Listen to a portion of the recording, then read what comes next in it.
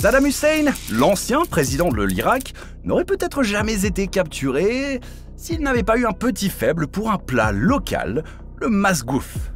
Ouais, tu vas voir, c'est aussi absurde que vrai. Pendant 32 semaines, l'armée américaine a tout tenté pour le retrouver. Pourquoi tant de moyens pour un homme? Quelle menace représentait-il encore? Et surtout, comment ont-ils fini par le retrouver caché dans une tombe à 2 mètres sous terre? La suite, tu ne vas pas y croire. Cette histoire commence juste après les attentats de 2001 aux États-Unis. Selon les sources officielles, Al-Qaïda frappe New York et Washington. Le monde entier assiste à la colère de l'Amérique et elle va faire très mal. À ce moment-là, le président américain George W. Bush annonce un message clair au monde. Tout pays qui soutient le terrorisme sera une cible. Et même si Saddam Hussein, alors président de l'Irak, n'était pas directement impliqué dans les attaques, les États-Unis le soupçonnaient de soutenir indirectement plusieurs groupes terroristes. Mais voilà, pas de preuves béton égale pas de guerre directe. L'Amérique avait un objectif clair, mettre fin au règne de Saddam Hussein qui contrôlait l'Irak depuis 24 ans en changeant régulièrement de fonction pour garder le pouvoir. Alors, il leur fallait un prétexte solide pour intervenir. Et ce prétexte, le voici. Saddam cache des armes de destruction massive, c'est-à-dire des armes nucléaires. C'est sur cette base que les États-Unis lancent l'invasion de l'Irak en mars 2003, accompagnés par les armées du Royaume-Uni, de l'Australie et de la Pologne. 3 semaines plus tard à peine, les troupes alliées atteignent Bagdad, la capitale. Mais dès le premier jour des bombardements, Saddam Hussein disparaît. Pouf, volatilisé. Quand les soldats américains entrent dans la ville, aucune trace du président irakien. Et pourtant, ils ne perdent pas de temps. Les chars prennent le contrôle de Bagdad et son règne de 24 ans touche officiellement à sa fin. Les images font le tour du monde. La célèbre statue de Saddam renversée à Firdaus Square, le symbole du régime est à terre. Mais le vrai Saddam Hussein, lui, est encore dans la nature. Et l'attraper allait être bien plus compliqué que de faire tomber une statue. À partir de là, une seule mission comptait pour l'armée américaine. Retrouver Saddam Hussein et les hauts responsables de son régime. Les ordres étaient clairs, nets, sans détour. Si vous voyez Saddam ou l'un de ses 51 hommes, vous les capturez, morts ou vifs, peu importe la manière. Au total, il y avait 52 noms sur cette liste des plus recherchés. Et pour que chaque soldat les retienne par cœur, les Américains ont eu une idée, brillamment tordue. Ils ont imprimé un jeu de cartes personnalisé.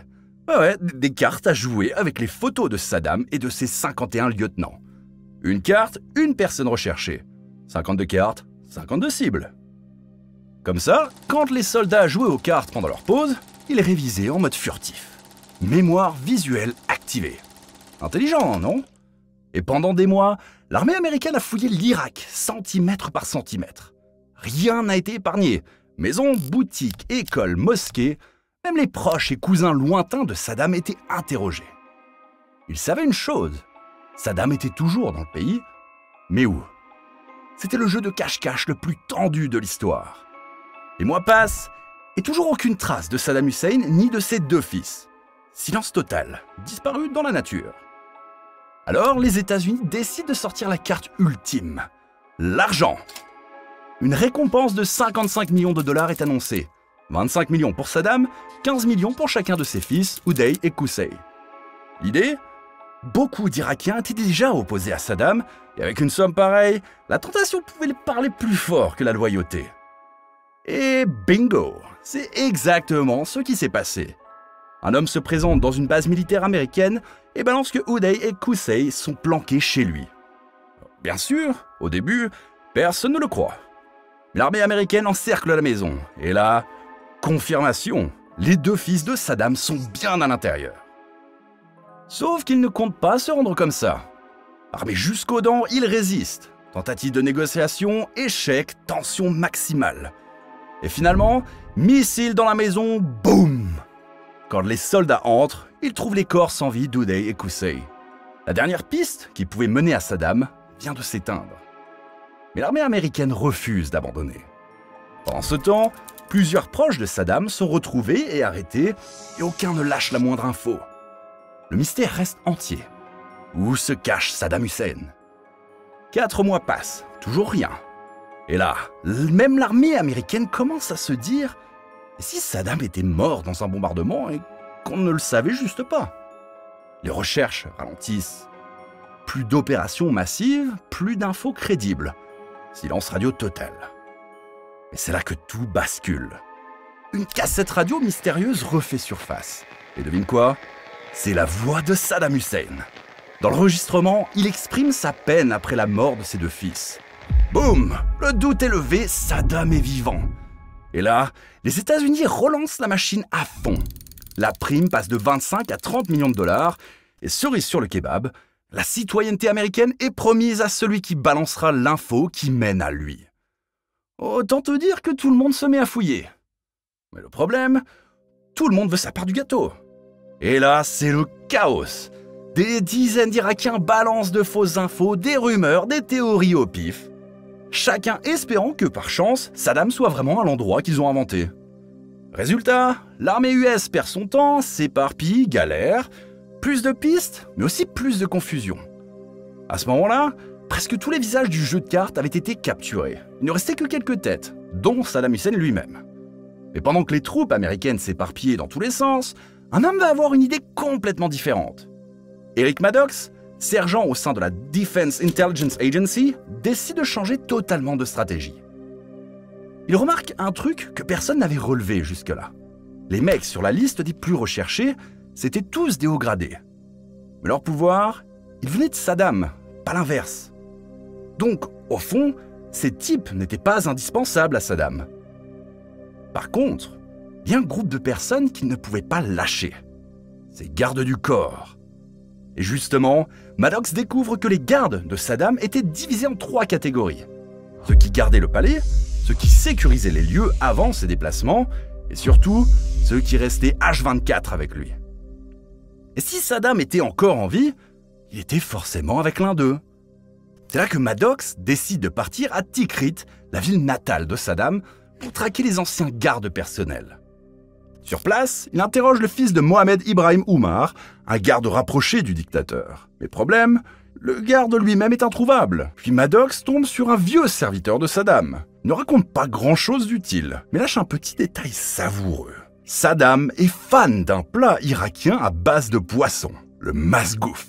Et là, déclic. Le fils d'Ibrahim Oumar lui avait dit que son père adorait la pêche et qu'il possédait une ferme piscicole dans la ville de Samara. Ni une ni deux, Maddox fonce là-bas, mais sur place, toujours pas de Mohamed Ibrahim. À la place, il tombe sur 2 pêcheurs. Rien d'extraordinaire à première vue, sauf que l'un des 2 est le cousin d'un combattant de la guérilla irakienne. Et là, la vraie piste commence à se dessiner. Petit rappel important avant la suite. Quand Saddam Hussein a perdu le pouvoir, ses anciens officiers militaires ont lancé une guérilla contre l'armée américaine. Et selon les renseignements, ces combattants agissaient sous les ordres directs de Mohamed Ibrahim Oumar, le garde du corps personnel le plus proche de Saddam. Et là, devine quoi? L'un des pêcheurs interrogés par Maddox lâche un détail précieux. Un de ses cousins vit à Bagdad. Et là, Maddox tilt. Ni une ni deux, son équipe encercle la maison à Bagdad. Ils espèrent tomber sur une piste. Mais ce qu'ils vont trouver dépasse toutes leurs attentes. Mohamed Ibrahim Oumar est là, en personne. Le mec que tout le monde cherche, le garde rapproché de Saddam. Celui qui non seulement gérait sa sécurité, mais aussi lui envoyait régulièrement son plat préféré, le fameux masgouf, directement depuis la ferme piscicole. Et encore plus chaud, c'est lui qui dirige la guérilla contre l'armée américaine sur le terrain. Et surtout, c'est le seul à connaître l'endroit exact où Saddam se cache. Mais voilà, une fois arrêté, il ne lâche rien, muet comme une carpe, jusqu'à ce que Maddox lui fasse une promesse en or. La citoyenneté américaine pour lui et toute sa famille. Et là, le mur tombe. Il commence à parler. Ibrahim balance enfin l'info que tout le monde attendait. Saddam Hussein se cache dans une petite ville appelée Ad-Dawar. Les troupes américaines foncent sur place. Sur les berges du fleuve Tigre, 2 fermes isolées attirent l'attention. Elles sont fouillées, mais les 2 sont vides. Rien. Silence. Fausse piste. Et puis là, alors que tout le monde s'apprête à repartir, Ibrahim Oumar, qui est avec les soldats, pointe du doigt quelque chose au sol. Une corde. Pas une corde classique. Une longue corde étrange qui s'enfonce dans la terre et mène à un petit trou discret totalement fermé. Les soldats forcent l'entrée. Rien, le noir complet, un silence pesant. Un soldat s'approche, prêt à balancer une grenade dans le trou, et c'est là que 2 mains surgissent de l'obscurité.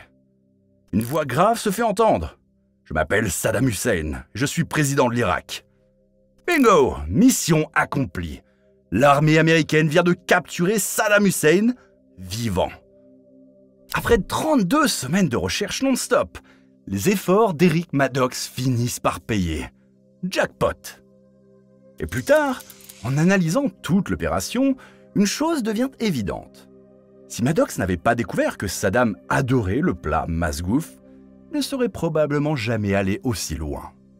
Un simple détail gastronomique qui a permis de démanteler l'une des plus grandes traques du XXIe siècle. Ironiquement, l'Irak a été envahi au nom des armes de destruction massive que Saddam était censé cacher. Résultat, aucune arme nucléaire n'a jamais été trouvée. Rien, zéro, nada. Même le président américain, George W. Bush, a fini par le confirmer lui-même, les fameuses armes n'ont jamais existé. Saddam Hussein a été capturé après une chasse à l'homme légendaire. Mais imagine s'il avait eu la sécurité ultime de Poutine, Kim Jong-un ou du pape. Sniper, blindé, drone, chien robot, voire garde torse nu façon clip de rap égyptien. Tu veux voir quels présidents sont protégés comme des boss de fin de jeu? Clique ici, tu vas halluciner. Et n'oublie pas de t'abonner pour ne rien rater.